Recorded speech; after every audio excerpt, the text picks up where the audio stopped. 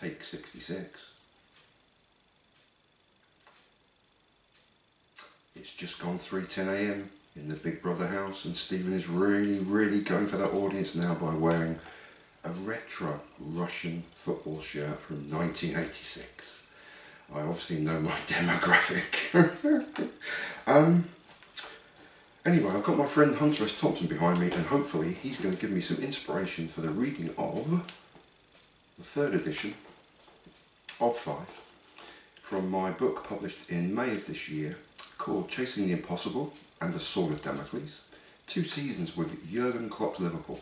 And here I'm going to be reading from page 214 onwards the final article that I wrote for the 2021-2022 season. Entitled, it's City's title, but Reds head to the City of Light. Liverpool 3, Wolverhampton Wanderers 1. A wise old sports writer opined many months ago that his mighty Reds of Liverpool may have to compile in excess of 90 plus points and still face the prospect of not winning the Premier League. That same penner of sporting puns has also posited, both regularly and particularly vigorously, that he had a feeling about this particular English Football League season, and whilst he was correct on the first score, his feeling may still be proved so with the conclusion of this ridiculous rollercoaster season in Paris's Stade de France in 6 days' time. The title dream is over, a 7th winning of Old Big Ears and the European Cup Champions League, with which we are all so in love, remains a possibility in under a week, and for a brief period of time this Sunday afternoon, the dream of lifting a 20th English League title was a very real possibility. It's the hope that kills you apparently, but for a short while today, hope had turned in the direction of expectation. Here's how the day unfolded. Goal, Liverpool 0, Wolves 1, netto 3 minutes. Before the game at Anfield could find any sort of pattern or momentum, the visiting Wolves grabbed an early lead on just 3 minutes through Portuguese international Pedro Neto. A huge kick from Wolves goalkeeper Jose Sá evaded the high Liverpool defensive line, leaving Raúl Jiménez clear to cross simply and straight for Pedro Neto to net for the visitors, and thus giving them a shock early lead.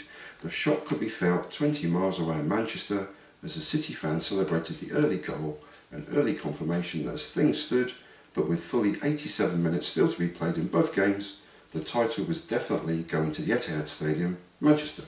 Goal, Liverpool 1, Wolves 1, Mane 24 minutes.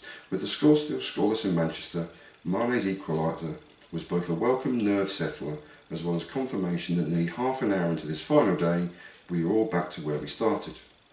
Ibrahima Konate made up for his mistake for the early goal by slipping an incisive pass forward into the dancing feet of Thiago Alcantara, and his deft flick released Sadio Mane for a cool finish past Jose Sá in the Wolves goal.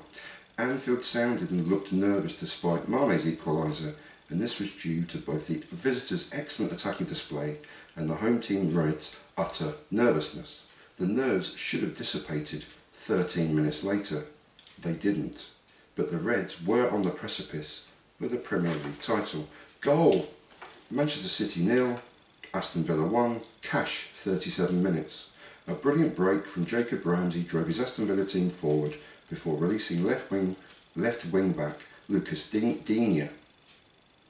His cross was brilliantly headed by Matthew Cash through the goalkeeping hands of Ederson in the Manchester City goal, and the 2 title-chasing teams from either end of the East Lancs Road in the northwest of England left their respective fields at half-time knowing that the point for the Reds of Liverpool was still not enough, even in spite of Manchester City's 0-1 deficit at the break.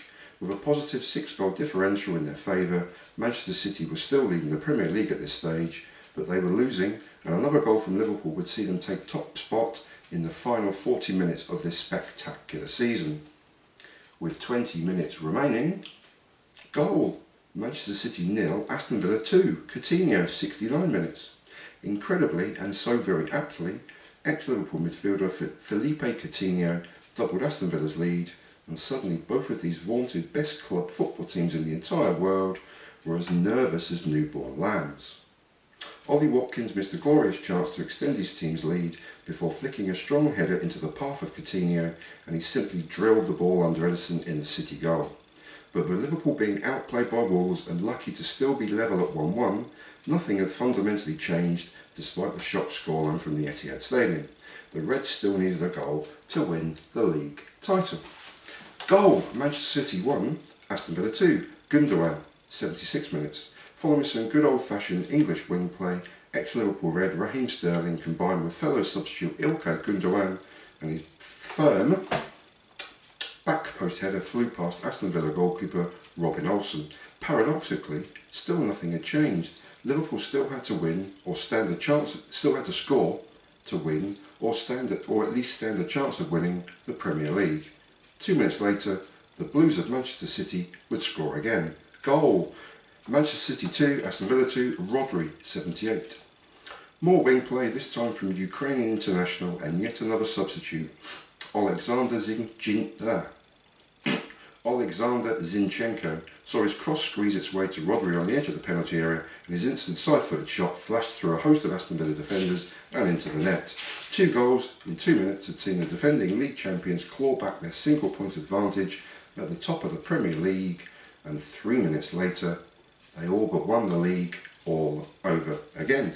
Goal, Manchester City 3, Aston Villa 2, Gundogan 81, big boo. That isn't in the book, I just had to add that.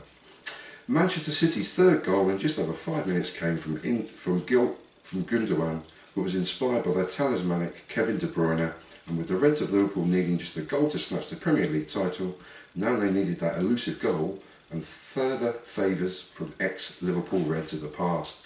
Goal, Liverpool 2, Wolves 1, Salah 84.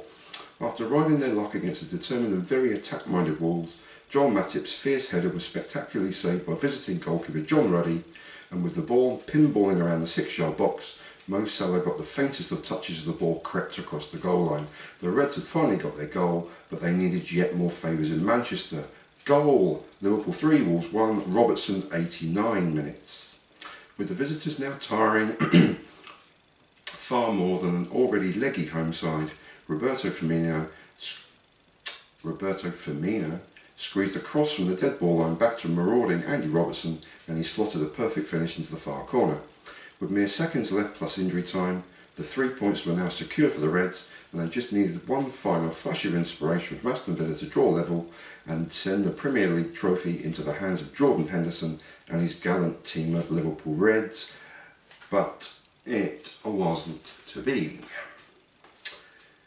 So the 2 best club football teams in the world finished the day just as they started it, with Manchester City sealing the Premier League title by just a single point. Liverpool, as predicted by a sage old sportswriter, did indeed finish an incredible league season with 92 points, and it still wasn't enough.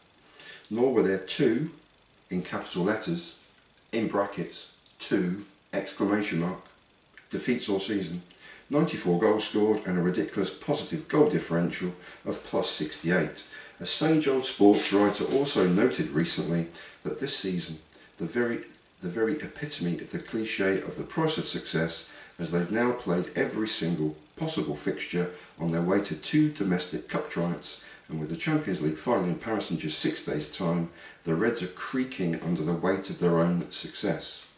They are looking tired, jaded, leggy, and again today rest Mo Salah, substitute, and Virgil van Dijk, unused substitute, and worried glances are being shot in the direction of playmaker Thiago Alcantara, my favourite player, as he limped away to join Fabinho on the injury list. Today was a free hit, as Liverpool always needed a favour from Aston Villa, and by Jiminy they almost received them in spades.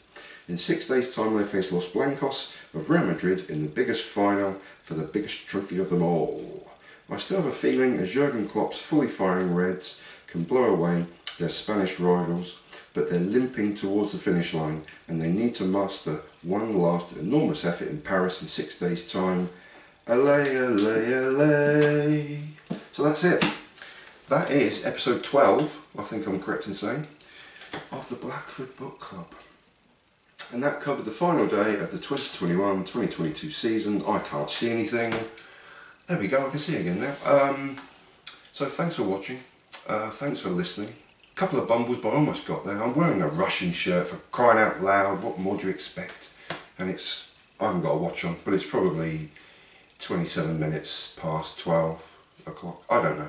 Right, thanks for watching, and there'll be links below and all the rest of that stuff. And I appreciate you being there. This is an old man sitting in an old corner.